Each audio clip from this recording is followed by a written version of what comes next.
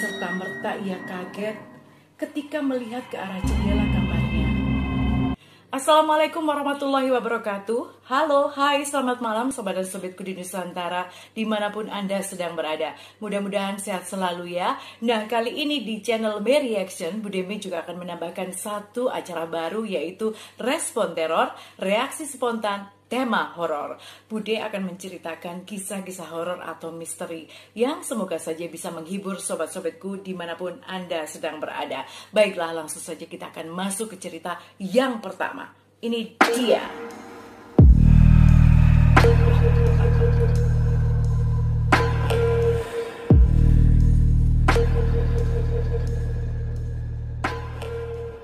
Malam itu di kosan yang sepi, Ina menelepon Joanna yang saat ini ada di seberang pulau.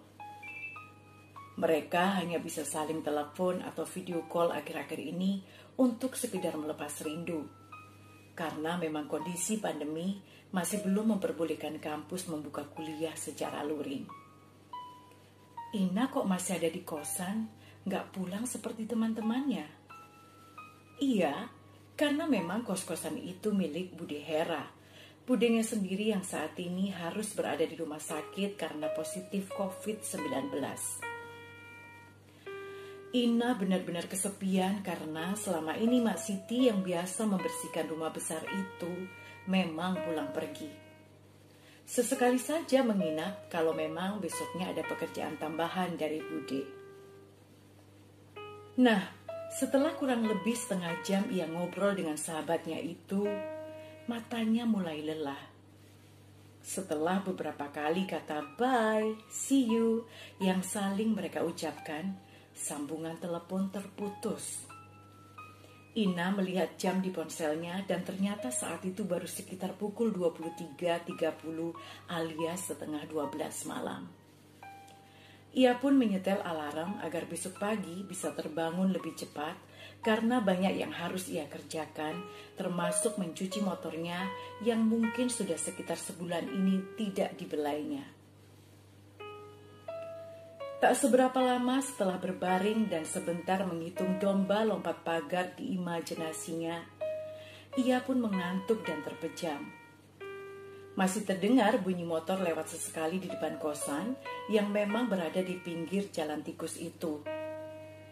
Ina sudah hampir saja merajut benang-benang mimpi ketika tiba-tiba tercium bau pandan.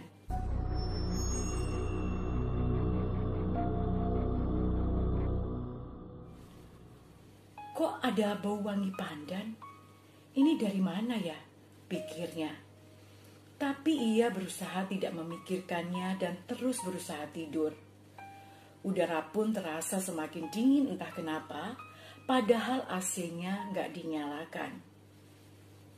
Entah sampai berapa lama, bau itu semakin menyengat dan mengganggu tidurnya. Ia pun akhirnya terduduk dan melihat sekeliling. Serta-merta ia kaget ketika melihat ke arah jendela kamarnya. Ternyata belum ditutup. Pantas saja ada bau ini masuk dari luar dan kok makin dingin, pikirnya santai saja. Ia segera bangkit menutup jendela kamarnya dan tiba-tiba berdiri terpaku. Ia melihat ada sesosok ibu setengah baya yang sekilas mirip Mak Siti sedang berdiri tak jauh dari pagar rumah itu, melihat lurus ke arahnya. Oh my God, merinding. Loh, itu masa Mak Siti? Tapi gak mungkin ini kan sudah jam. Dia melirik jam digital di meja kamarnya. Jam 1.30. Wah, kok sudah lama juga aku berusaha tidur. Lagian ngapain Mak Siti berdiri saja di situ gak ngetok atau telepon aku saja? Pikirnya lagi. Dan begitu ia melihat lagi ke arah wanita itu berdiri, sosok itu sudah tidak ada.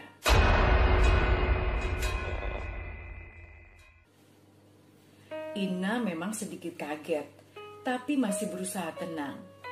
Lalu ia membalik badan dan barulah ia menjerit kaget karena Mak Siti tiba-tiba saja ada di hadapannya dengan wajah pucat dan berlumuran darah.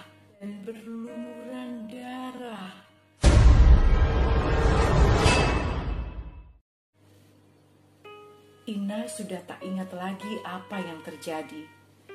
Yang dia tahu, tiba-tiba saja Mak Siti membangunkannya dan hari sudah pagi.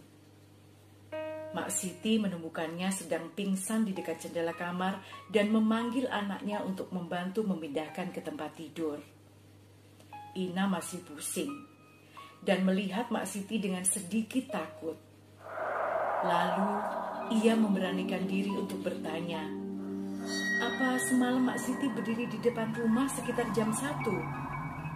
Mak Siti menjawab, "Iya." Ina kaget.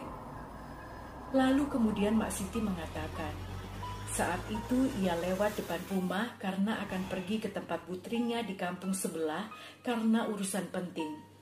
Tapi kemudian ia berhenti melihat ke arah rumah karena seperti ada sosok perempuan berbaju merah sedang berdiri di depan jendela kamar Ina melayang.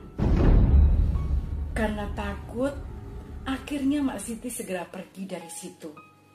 Dan Ina pun akhirnya meminta Mak Siti agar mulai saat itu menemaninya dan menginap di rumah tersebut sampai Bude dan keluarga kembali ke rumah itu. Kemudian Ina dan Mak Siti menceritakan kejadian tersebut pada Bude Hera ketika sudah sembuh.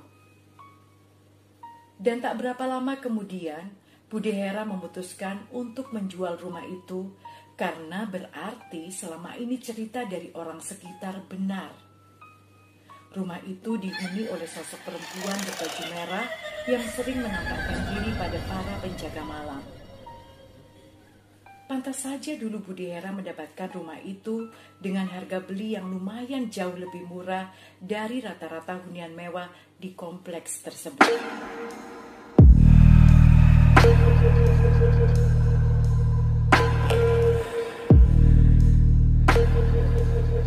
Nah, itu dia sob. Sumpah aku merinding banget dengar ceritanya. Ya ampun, bagaimana dengan Anda?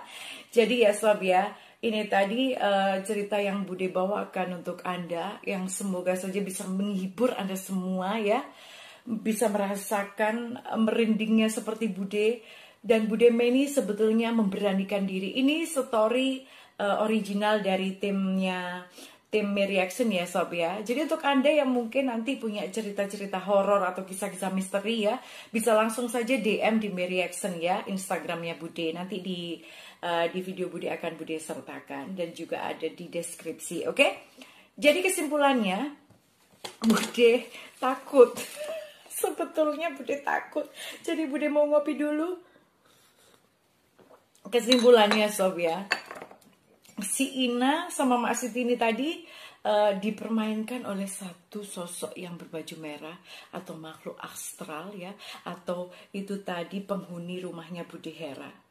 Jadi dia menyamar menjadi sosok Mak Siti, ya kan? Bisa seperti itu. Bagaimana menurut Anda? Bude tunggu ya komentarnya. Duh, sumpah Bude itu sebetulnya nggak suka seperti ini ya.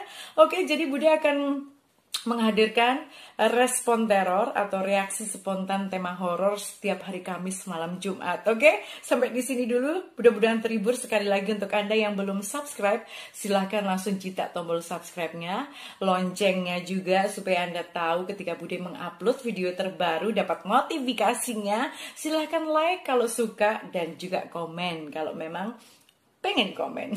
Baiklah, langsung saja. Ini masih nervous. Bude sampai di sini dulu ya. Terima kasih. Mohon maaf kalau ada salah kata. Wassalamualaikum warahmatullahi wabarakatuh. Dadah.